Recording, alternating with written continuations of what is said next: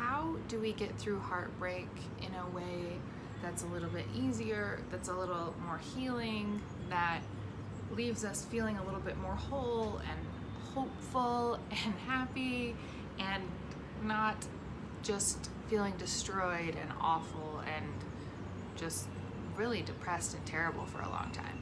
So I want to talk about two things that you can do, and if you really consciously do them, will really help with this whole process and make it a little bit less painful and less awful. Because really, I think heartbreak is one of the worst things that we can go through, and a lot of times we don't know how to process it, we don't know what to do with it, so we end up just trying to distract and cope with it, and that usually looks like rebound relationships or jumping into different people and dating that can help us kind of distract from that, or distracting in other ways, maybe drinking a lot, getting back into something that we were doing just to try to numb and just get rid of those feelings. And those things don't really work, right? Because if you are really heartbroken, as soon as you leave that date, or you get home, or you're not completely distracted anymore, that person comes up, right? You're thinking about that, and you are really just sort of hit with that again. So it only works in this way while we are completely distracted and we're in the moment and maybe we're having fun, and then as soon as we like turn around, it's back again, because we really didn't do anything with it, right? It's still there. We're just pretending like it's not there, but it's sitting right here. So we can look this way and pretend like it's not there, but it's still there. Every time we turn around, it's there. That makes being alone really difficult. That makes trying to sleep really difficult. That, you know, when it's nighttime and you're alone and your thoughts come up, that makes those times really, really tough, right? So those are kind of the things that I want to try to help us through a little bit. And there is room for distraction. There really is room for distraction in this, but it can't be the only thing that you're doing. So that's something that I really like to drive home, because when we're working through anything, distractions are great. Distractions can be so helpful, and they can get us through a time that we're really feeling down or we're really triggered. But you can't live distracted. You can try, but you can't live distracted, because at some point that's going to end. And if it's the only thing we're doing to try to get through, it's not actually helping, because there's no processing or healing being done in the distraction. So by all means, do fun things, go out and have fun and use distraction, but know that it can't be your only thing, or you're just almost prolonging the process and prolonging the pain, because it's still there, right?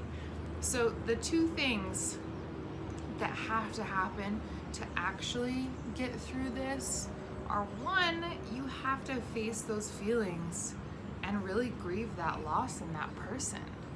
And that's the one that people don't like to do. That's why we're distracting, because we don't want to deal with those feelings.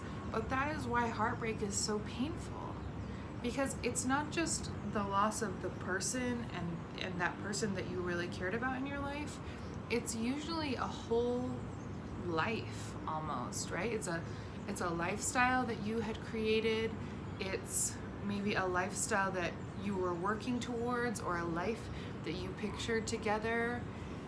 All of those things are now gone. They look differently now. So that makes it really tough, because you're not just mourning this loss of this person, which is heavy in and of itself.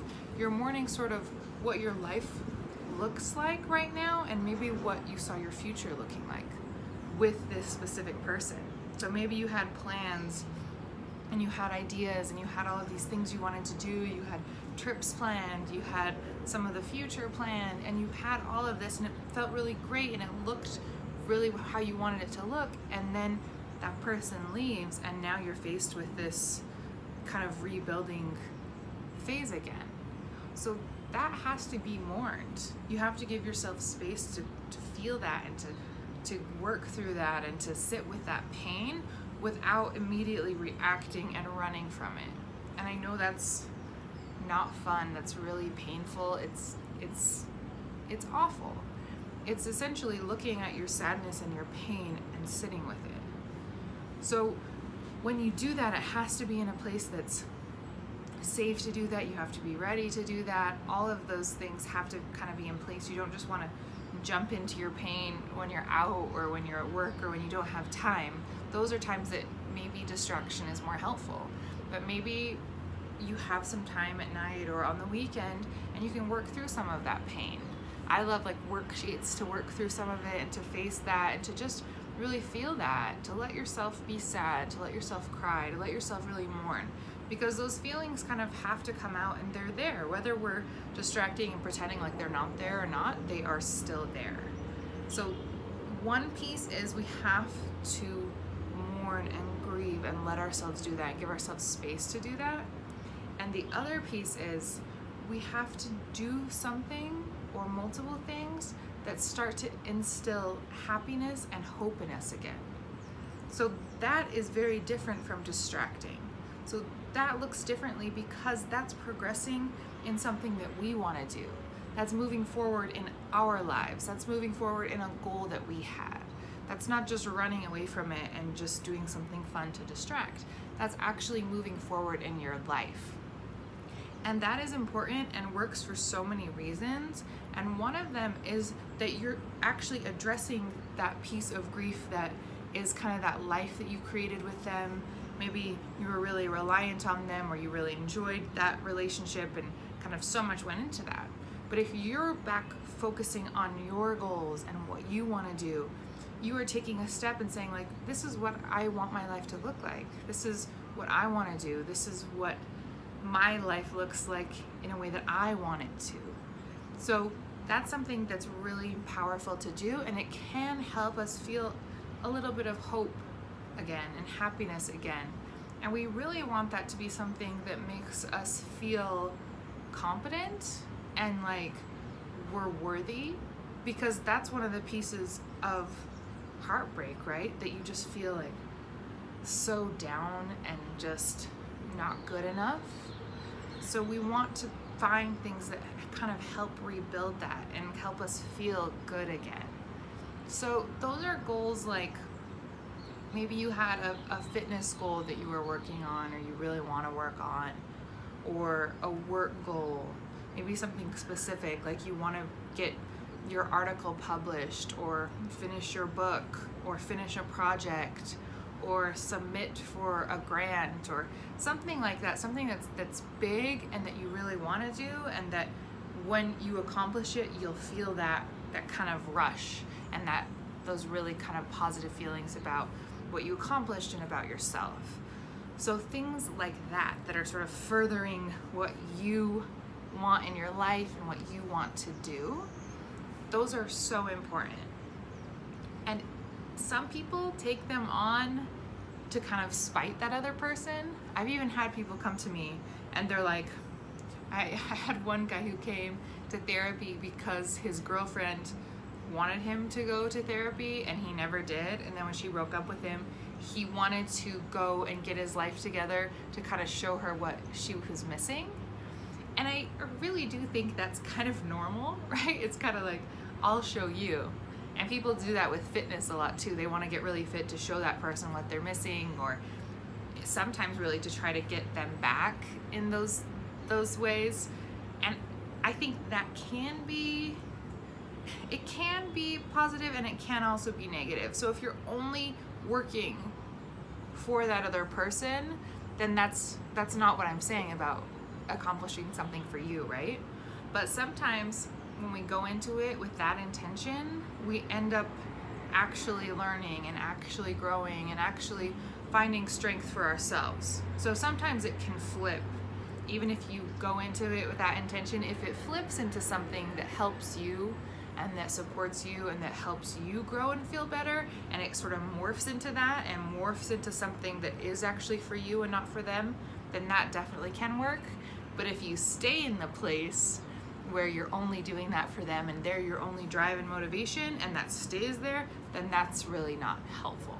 We have to find stuff that is for us, that we want. It's not for them, it's for us. So when you look forward and you look into your future, maybe the near future, what is something that you want to accomplish and you want to achieve that would help you feel better about yourself? So think about that. Maybe come up with a few things in a few different areas. And we can look in career, in the career kind of box. We can look in the self kind of box.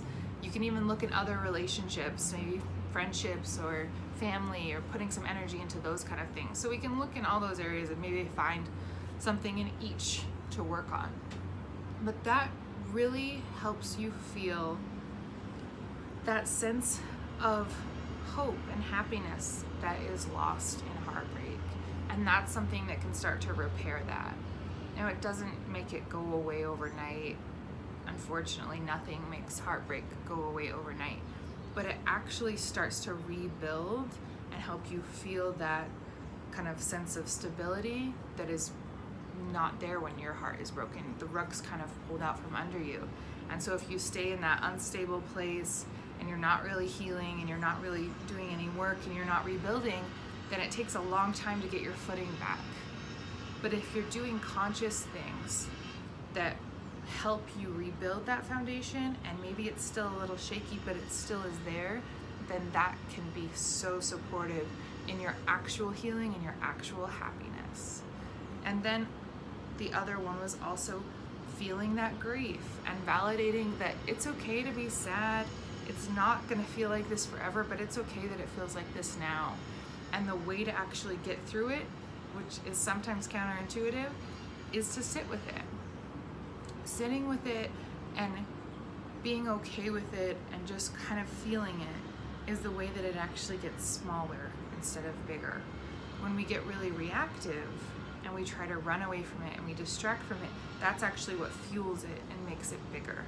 So it is kind of counterintuitive, but it really does work. So finding ways that work for you to sit with that, like I said, whether that's writing exercises, whether that's just letting yourself feel your emotions, whether that's physically processing something through yoga or something like that, whether it's going to therapy and talking about it, all of those things can really help that process and help you work through that grief, because that's what it is. We're grieving, and we can't rush the grieving process, and we also can't skip it as much as you want to. You have to go through it. So those are the two things. Let yourself feel your emotions, go through that grief, and also find something that really will help you find hope again and feel good again. So that has to be something that is a goal and is something that's good and positive, and something that when you accomplish it, it has to give you that, yeah, I did that. I feel good about myself. So those are the things that will help you move through this.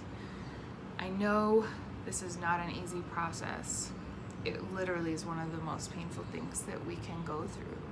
And it's sort of a part of life and a part of this experience. So try out these things to help you feel a little better and feel a little bit kind of more supported along that journey, and like you can get through it, because that's what we want to kind of support us with. Yes, it hurts. Yes, I'm still healing, but I do feel like I can get through this. And then maybe every day or every week or every month it feels even better. Like, okay, yeah, I am feeling better, and I do feel positive about the future, and I kind of see it unfolding in a new way now. So I really hope that helps, and reach out to me as always with any questions or comments. If you have any stories of working through heartbreak, I'd love to hear those as well. Maybe times that you've been able to work through it and it's been a little bit easier, and times that it's just been really awful. Share those, and we can kind of support each other through this process as well.